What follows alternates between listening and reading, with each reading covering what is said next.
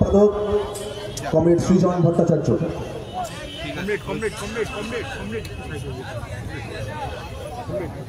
মানুষজন আসছেন, ছাত্ররাও আসছে, আরো আসার কথা। নবনির্বাচিত সভাপতি এতক্ষণ বলল সোমেন,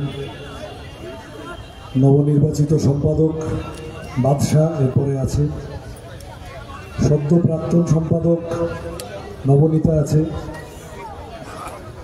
আমাদের সংগঠনের রাজ্য সভাপতি প্রতিকুদ্দা আছে, রাজ্য কমিটির সদস্য সায়ন্তন এবং আমাদের নেতা সেলিমদা আছে। আমি ওদের কাছে আগাম অনুমতি চেয়েছি। আমার গলার অবস্থা, শরীরের অবস্থা খুব খারাপ। যারা সম্মেলনে ছিলেন কমরেডরা জানেন, খুব বেশি বলার অবস্থায় নেই, সেই জন্য আমি আগে বলে নেওয়ার অনুমতি চেয়েছি। আমরা এসএফআই হুগলি জেলা কমিটির 37তম জেলা সম্মেলন সম্পন্ন করলাম গতকাল এবং আজ। আমাদের রাজ্য জুড়ে আমাদের সংগঠনের নিয়ম অনুযায়ী এসএফআই এর যে সম্মেলন প্রক্রিয়া প্রতি 2 বছর অন্তর অনুষ্ঠিত হয় তা শুরু হয়ে গিয়েছে। কালমিনেশন আগামী 22 থেকে 24শে জানুয়ারি মালদা শহরে এসএফআই এর 38তম পশ্চিমবঙ্গ রাজ্য সম্মেলন। আমরা স্লোগান দিয়েছি, স্কুল কলেজে শপথ করো, বিভেদ রুখে স্বদেশ গড়ো। বিভেদ রুখে স্বদেশ গড়ার ডাক গোটা ভারতবর্ষ এখন সেই ডাকে সাড়া দিচ্ছে বিভিন্নভাবে। ওঠা পড়া আছে, কিন্তু এই লড়াইটা থেমে নেই। এই মুহূর্তে লোকসভা নির্বাচনের কয়েক মাস আগে দর্থহীন ভাষায় বলা যায় 1 নম্বর কাজ দিল্লি থেকে বিজেপিকে তাড়ানো। বিজেপি দিল্লির সরকারে প্রত্যেক দিন, প্রতিনিয়ত, প্রতি মুহূর্তে আমাদের দেশের আইন কানুন, বিচার ব্যবস্থা, সিবিআই, ইডি সমস্ত কিছুকে ভিতর থেকে ধ্বংস করে দিচ্ছে বিজেপি। আমরা যে ভারতে বড় হয়েছি, এই আমরা বক্তৃতায় বলতাম খুব, আমরা কোন ভারতে বড় হয়েছি। আমি যখন ছোট ছিলাম, স্কুলে পড়তাম, মানে এখনো ছোট আছি, আরো ছোট ছিলাম যখন, আপনাদের মনে আছে নিশ্চয় সেই ম্যাচটা যেখানে সৌরভ গাঙ্গুলি জামা উড়িয়েছিলেন, ওই ম্যাচের উদাহরণ দিয়ে, ওই খেলাটার উদাহরণ দিয়ে আমাদের নেতারা আমাদের বলতেন, সেই ভারতীয় ক্রিকেট দল ইংল্যান্ডকে হারিয়েছিল।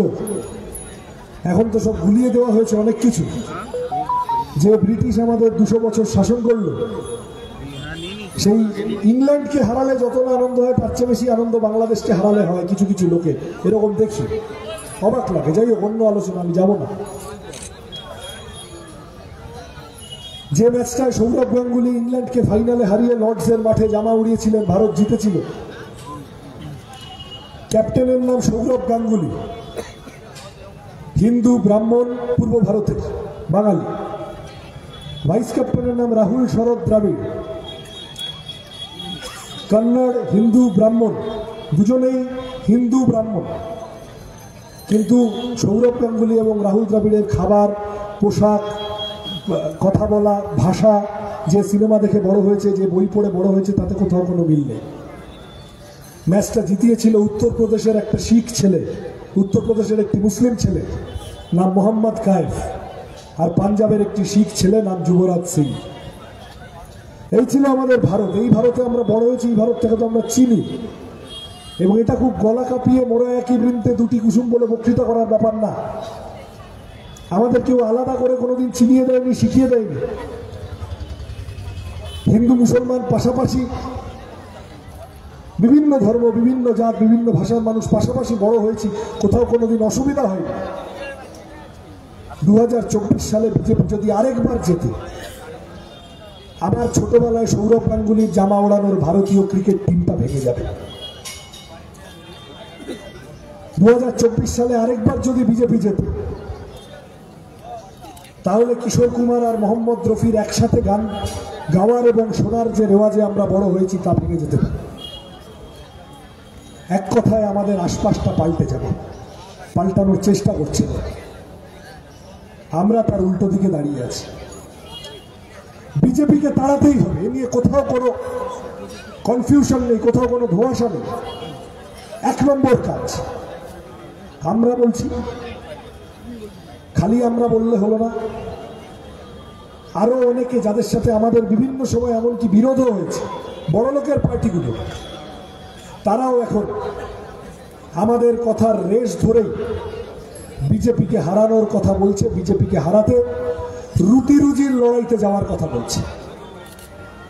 ও ওখানে গীতা পাঠ করছে, তাহলে আমিও চণ্ডী পাঠ করবো, তুমি রাম মন্দির বানিয়েছো আমিও হনুমান মন্দির বানাবো, এই করে হবে না।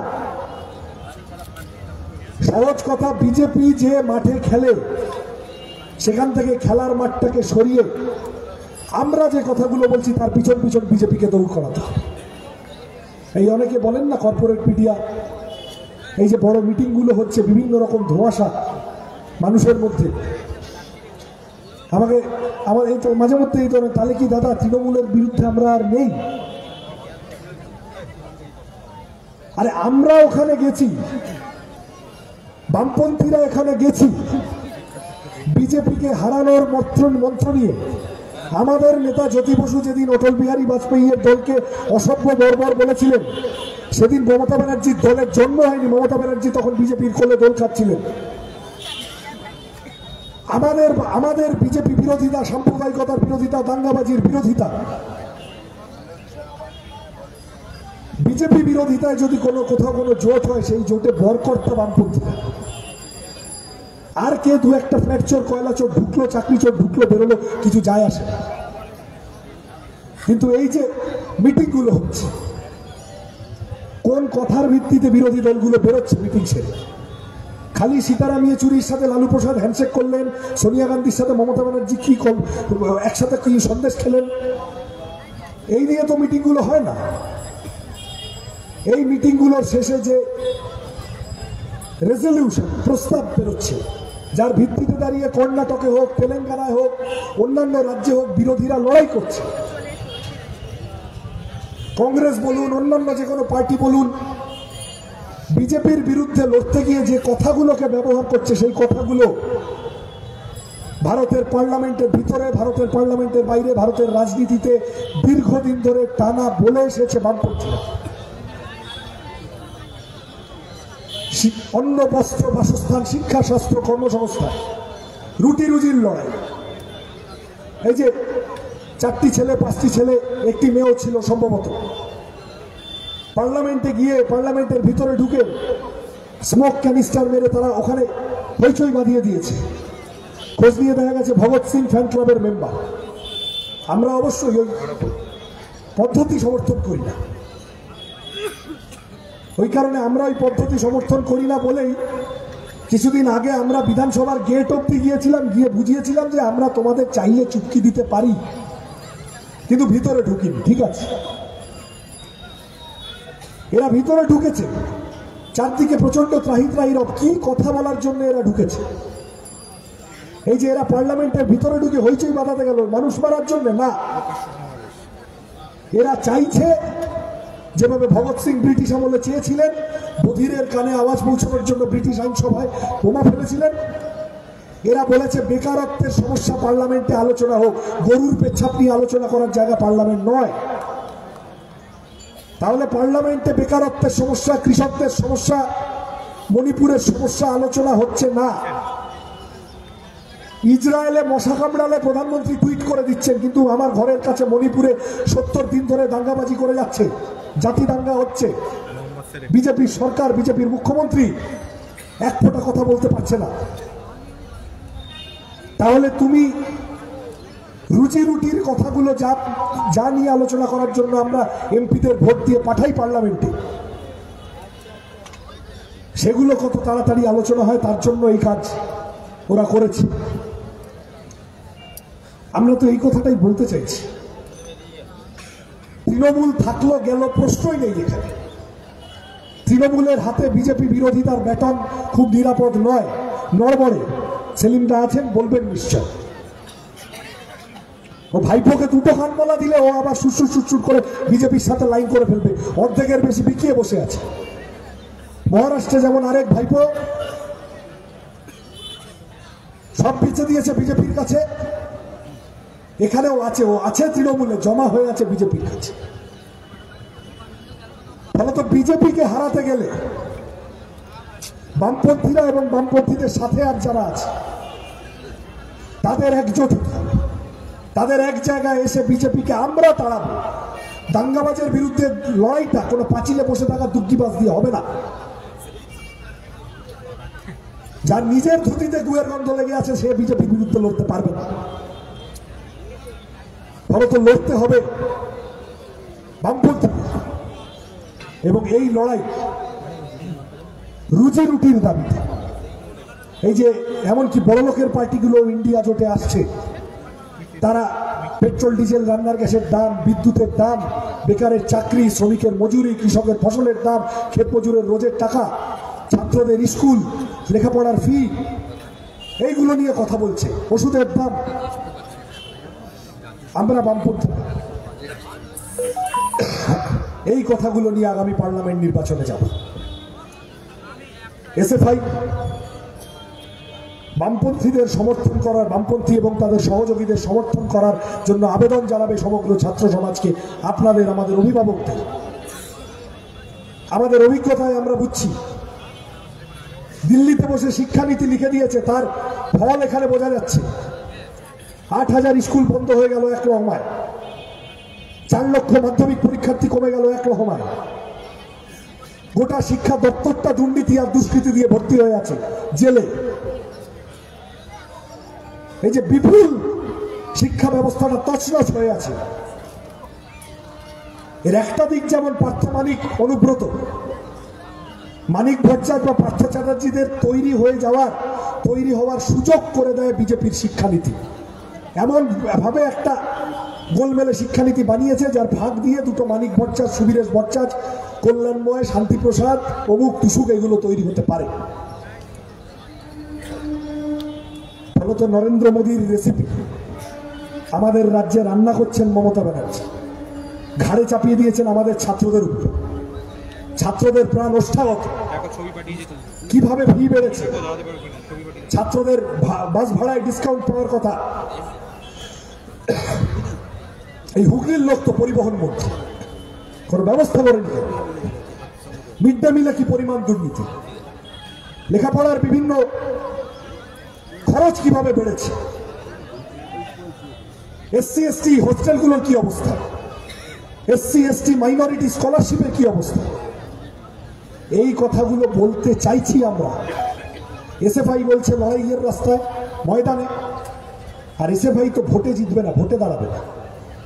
ভোটে দাঁড়িয়ে যারা এই কথাগুলো পার্লামেন্টের ভিতরে বলবে, এসএফআই তাদের সমর্থন করার কথা বলবে।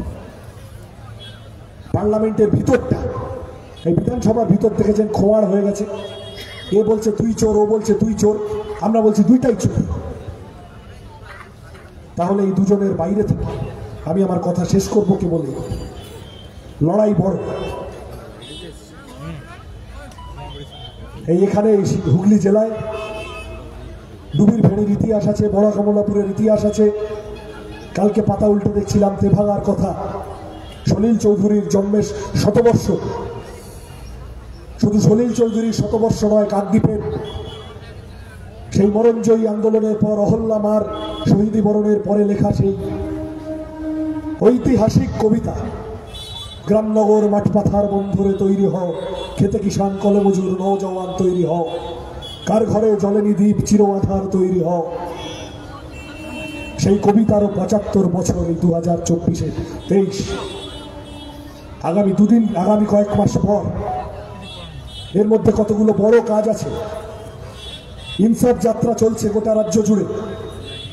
হুগলি জেলায় বিপুল মানুষের সমর্থন নিয়ে এগিয়েছে ইনসাফ যাত্রা। এই রুজি রুটির কথা যা আমি বললাম এতক্ষণ ধরে, এই কথাগুলো সামনে তুলে ধরার জন্য ক্লান্তিহীন পথ হাঁটছেন মীনাক্ষী মুখার্জি, ধ্রুবজ্যোতি সাহারা। এবং সেই লড়াই আস্তে আস্তে গোটা যাত্রা পশ্চিমবঙ্গের 22টি জেলা অতিক্রম করে আগামী 7ই জানুয়ারি ব্রিগেডের সমাবেশে এমন একটা ব্রিগেড হবে যেখানে হিন্দু মুসলমান, এদেশি ওদেশি, বিহারি বাঙালি এইসব কেউ বলবে না। এমন একটা ব্রিগেড সমাবেশ হবে যেখানে রুচি রুটির কথা তুলে ধরা হবে, বেঁচে থাকার কথা তুলে ধরা হবে, রোজ সকালে উঠলে চামড়ায় ঘষা খায় যে সমস্যাগুলি তার কথা তুলে ধরা হবে। ব্রিগেড সমাবেশে আমাদের সবাইকে যেতে হবে। এরপরে ছাত্রদের 12 তারিখ দিল্লিতে পার্লামেন্ট মার্চ, পার্লামেন্ট অভিযান। আমরা স্লোগান দিয়েছি, রিজেক্ট এনইপি, নয়া জাতীয় শিক্ষানীতিকে বাতিল করো, সেভ এডুকেশন, শিক্ষা ব্যবস্থাকে বাঁচাও। আর একটু বড় করে তারপরের লাইনে আমরা লিখেছি, রিজেক্ট বিজেপি, বিজেপিকে প্রত্যাখ্যান করো, সেভ ইন্ডিয়া, ভারত বাঁচাও। ভারতকে বাঁচানোর আরো বড় লড়াই। তারপরে 22 থেকে 24 জানুয়ারি আমাদের রাজ্য সম্মেলনেও আমরা এই কারণে স্কুল কলেজে শপথ করো, বিভেদ রুখে স্বদেশ করো এই স্লোগান দিয়েছি। বিভেদ রুখে স্বদেশ গড়ার ডাক যত লোকসভা নির্বাচন এগিয়ে আসবে আরো জোরালো হবে এবং এই ডাকে আপনারা সকলে সাড়া দেবেন, আপনাদের সকলের সমর্থন ভালোবাসা পাবো আমরা, এই আশা রেখে আপনাদের সকলকে নমস্কার জানিয়ে নতুন কমিটি যা নির্বাচিত হয়েছে আজ তাকে শুভেচ্ছা জানিয়ে আমার কথা শেষ করছি। ইনকলাব জিন্দাবাদ, এসএফআই জিন্দাবাদ।